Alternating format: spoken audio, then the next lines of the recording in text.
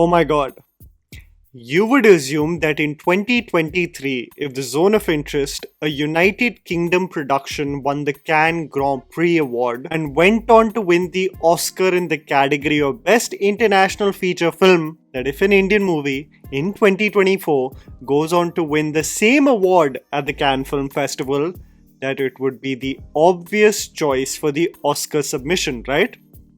Right? I also want to clear the confusion.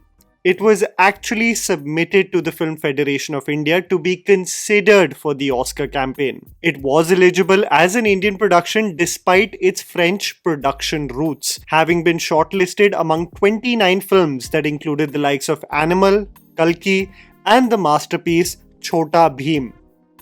As Lapata Ladies became the official choice, I love the movie, but to say that its chances are slim is an understatement. And yes, there were far more compelling choices, even if I were to consider films like Atam and Adu Jeevatam, far more hard-hitting stories than Lapata Ladies. In conclusion, I think the Film Federation's reply to Payal Kapadia's campaign with her film All We Imagine as Light can be best summarized by the beacon of truth and wisdom of this generation.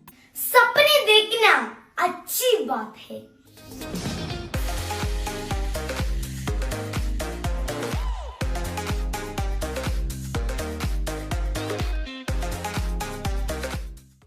Now that I've got the Oscar rant out of the way, I thought today we could discuss some of the most heartbreaking experiences I have had while stepping into the theatre, expecting to be blown away and especially having assumed that the collaboration of particular artists is inevitably going to generate one of the most memorable movie viewing experiences. This will be a combination of the production companies involved in the project, the hype surrounding the film due to its association with a franchise, or simply the celebrated filmography of directors, making me assume they are going to carry on the trend of delivering one banger after the other. You also tell me in the comments below when the hype of the film just does not match the final quality of the film. Getting right into the video, here is Tried&Refused Productions with 10 hyped Indian movies that disappointed audiences. Kalank. I remember seeing the trailer of Kalank and being absolutely blown away by the visuals. You know, there is something about the quintessential Hindi cinema production that still has a very special place in my heart.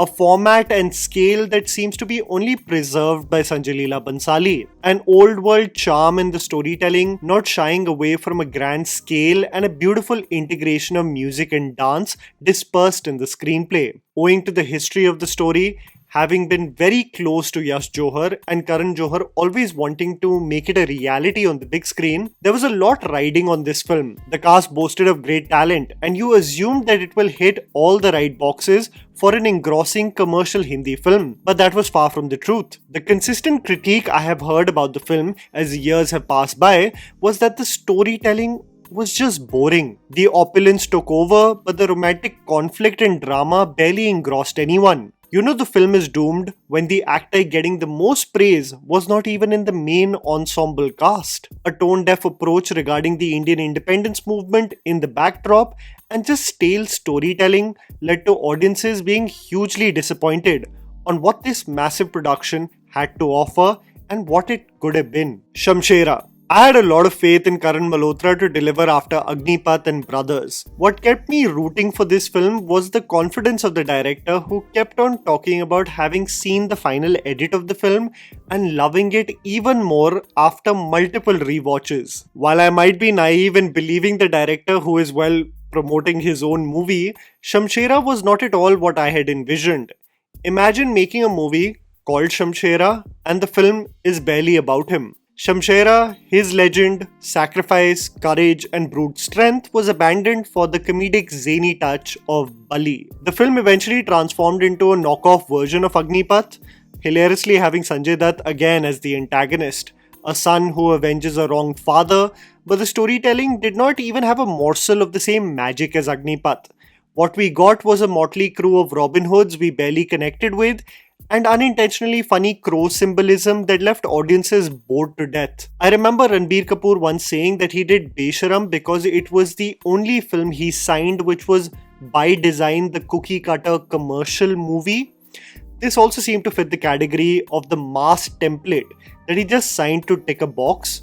It obviously did not go down well. Liger. This was an absolute travesty because contrary to popular opinion, I actually root for the success of Vijay Deverakonda. But the last few years, his creative choices and a sense of delusion in his interviews slightly worries me. This sense of confidence on his own position in the film industry and the aspects he can dictate seem far from reality. Puri Jagannath, after the commercial hit Smart Shankar, which boggles my mind that it was a hit, was presenting another angry main character in the form of Liger. Possibly one of the worst films of the year, we were subjected to the hero threatening violence against the heroine, Ananya Pandey convincing us she's going to Hollywood and becoming a star, a paper-thin plot of MMA, a Ramya Krishnan shouting in every frame, and Mike Tyson barely knowing which film he is shooting for. This was a way to make Vijay a pan-Indian star, but I think through this film, he lost all the momentum. Tiger 3. I was worried about this film from the start, wondering whether Manish Sharma will be able to meet the expectations riding on this film that was going to benefit from the success of Pathaan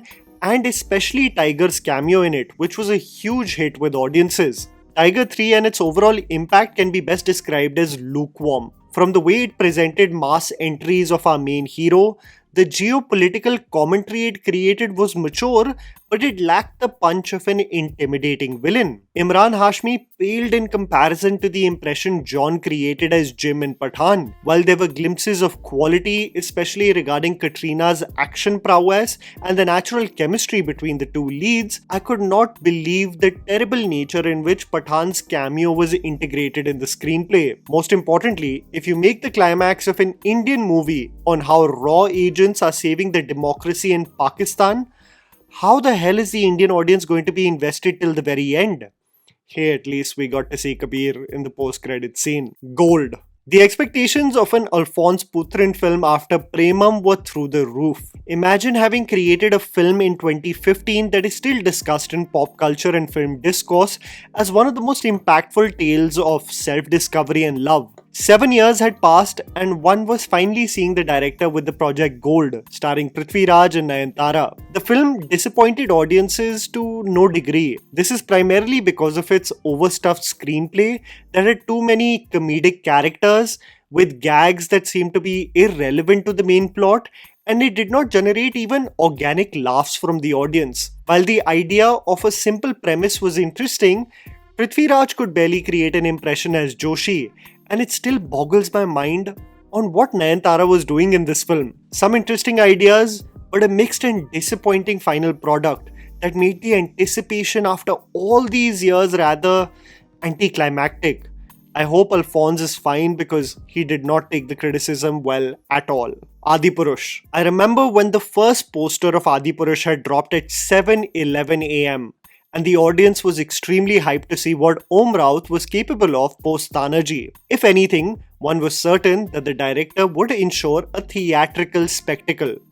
But as more and more marketing snippets dropped, the faith about the film and its quality kept on dipping. It was an absolute abomination what we were seeing in the teasers and the trailers. As more weeks passed by and the production company stalled the initial theatrical release, one assumed it was to improve the special effects of the film, but the damage was already done. Disaster management took over, the frames kept on getting darker to hide its demerits, and what we eventually saw in the theatre was offensive to the sacred text. The makers, wanting to protect themselves from criticism by hiding behind the garb of religion, was a nasty move that made audiences even more angry. The crocodile tears of a director wanting one seat for Lord Hanuman in each theatre was buffoonery, and what we saw was a mockery at best. I'm still telling you, Prabhas has the most forgiving fan base because a Hindi film actor would have been massacred and shamed to no degree if they were Lord Ram in this project. King of Kota. The push to really project Dulquer Salmaan as a pan-Indian star was clear with King of Kota, but the end product was so underwhelming. It kind of broke my heart how the screenplay was designed for this saga. I can't tell you how many times Jakes Bejoy hypes you up with his background score. You anticipate Dulquer to wreak havoc. You get on the edge of your seat waiting for the mania to erupt and eventually get a very lackluster combat sequence. The film genuinely had all the ingredients of a Shakespearean tragedy, with influential and conniving better halves, gang rivalries, friendships transitioning to utter betrayal, and it all culminating into a human conscience kicking in probably when it's too late. But it's executed in such a half-baked fashion, it makes you sad rather than angry, disappointed rather than enraged, because you see a film in the pursuit of wanting to be in the leagues of pan-Indian celebrated action films rather than have its own identity. Indian 2. You know, with certain combinations, you just assume that at least the bare minimum is guaranteed. And when Kamal Hassan and Shankar were collaborating again, we assumed that at least there would be some silver lining in the entire film. I kid you not when I say this, that Indian 2 is possibly one of the worst movies I have seen in recent years. The budget invested in the project and the final outcome, even from the perspective of messaging, was so outdated, unintentionally funny, and borderline offensive. Film fans and audiences were shocked that the combination of these legends presented this to us as content. I understand that the bar was low when the trailer came out, but my god, was the overall quality absolutely embarrassing. I can't believe they wanted to convince us that Varmakalai can make humans effeminate dancers and horses. Yes, that's a subplot of the film. I am not joking. Dunkey. Imagine having made a return for the ages, something that will be written in the history books. When the chips were down and everyone assumed your reign was over, you returned from the ashes like a phoenix that we all inherently knew you were capable of. We assumed that Pathan and Jawan may be the projects with an unpredictable final result, but a dead cert, a project that is undoubtedly going to be unanimously loved and celebrated, is going to be SRK and Rajkumar Hirani's collaboration Dunkey. The announcement, the beautiful music, it all made you assume that this is going to be an emotional tale that will have your heart broken. But the final product was so lackluster. I honestly couldn't believe my eyes on the outdated storytelling, the silly gag integration, the emotional distance we had with the characters, and most shockingly, the underwhelming performance by even Shah Rukh Khan, especially his dialogue delivery. I think this is the final straw with SRK's attempt at a Punjabi accent, honestly. They should just cut it at this point. The Dunkey portion was simply a montage, the struggles of staying abroad were barely touched upon, and the comedic gags through Dubai frustrated me more than anything else. The emotional touch was absolutely lacking, and one started to really ask, is the magic of a Hirani film closely associated with Vidhu Vinod Chopra also being at the helm of affairs? I think this will be cemented only with Hirani's next project. Bade Miyan Chote Miyan. After the amazing run of Akshay Kumar, which finished with Suryavanshi, the assumption was that this will carry on post the pandemic, but this was far from the truth. After multiple failures, all the hope rested on Bade Miyan Chote Miyan, an action film directed by Ali Abbas Zafar. I mean, what could go wrong? You've got Akshay Kumar returning to this genre. Ali has proven himself in the genre with Tiger Zinda Hai. How bad can it really be? Oh boy. We had another storm coming, an underwhelming villain, a joke in terms of representation of the armed forces, inconsequential female characters, unnecessary songs, and the shocking element of Tiger having more screen presence than Akshay. If matters couldn't get worse, Ali Abbas Zafar has filed an official complaint against the producers for non-payment of his director's fees, and the producers themselves accuse the director of siphoning off funds. Hear this. In an article published by the Hindustan Times, it states the complainants, Pooja Entertainment, accuse Ali Abbas Zafar, Himanshu Mehra, Ikesh Rana Deve, and others of multiple serious offences, including fraud, cheating, misappropriation of funds, criminal conspiracy, money laundering, and harassment. The allegations stem from their involvement in the production of Bade Miyan Chote Miyan. The complainant asserts that Zafar and his associates misrepresented their abilities and mismanaged the film's production, leading to significant financial losses. They are accused of inflating budgets, receiving kickbacks, fabricating invoices, and siphoning funds through a shell company in Abu Dhabi. Additionally, Bhagnani claims that despite assurances, the accused mishandled the contracts, failed to provide proper financial records and demanded unapproved payments. This, along with claims of extortion, coercion, and defamation, has led Bhagnani to seek legal action. My jaw dropped reading all of this. A documentary on the behind the scenes of this film is more interesting than the film itself. And that was a video, guys.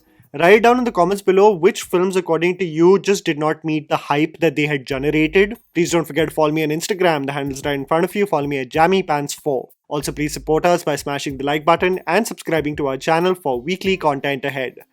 Thank you for watching.